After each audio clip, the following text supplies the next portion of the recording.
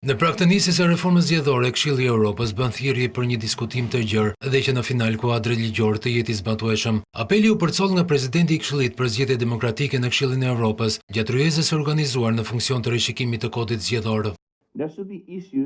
Fatkeqësisht ka ndodhur që reformat zgjedhore dhe krizat politike kanë qenë të ndërlidhura. Ndryshimet e shpeshta që i bëjnë kodit elektoral janë drejtuar nga strategjitë e ngushta të partive, sesa përmirësimet e mundura. Është me rëndësi që reforma zgjedhore të bëhet dhe në kuadër të diskutimeve të mëdha. Reformat duhen bërë së bashku dhe duhet të ketë dialog mes partive. Reformat zgjedhore duhet të sigurojnë që dispozitat ligjore të zbatohen. Apelin drejtuar mazhorancës dhe opozitës për një reformë zgjedhore të dakordsuar dhe të kryer në kohë, e bëri edhe kryekomisioneri Iliran Celibashi.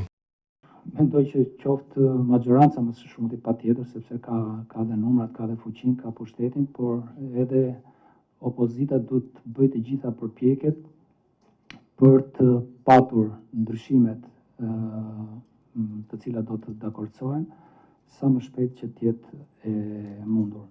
Nuk munguan as në këtë të ryes mendimet e ndryshme nga mazhoranca dhe opozita se si duhet të jetë raporti i Shqipërisë me Komisionin e Venecias për reformën zgjedhore.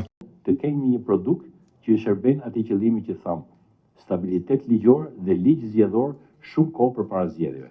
Dhe shpresojmë që ne mos jemi pacient të pashërueshëm të Komisionit Venecia, po të kemi një regjim stabil për të ardhmen për sa i përket ligjit zgjedhor. Duke vazhduar këtë metaforën e pacientit, gjethet një farmacia në këtyre një lloj sëmundje autoimune për demokracinë shqiptare. Nga të ishin themel për një zhvillim të shpejtë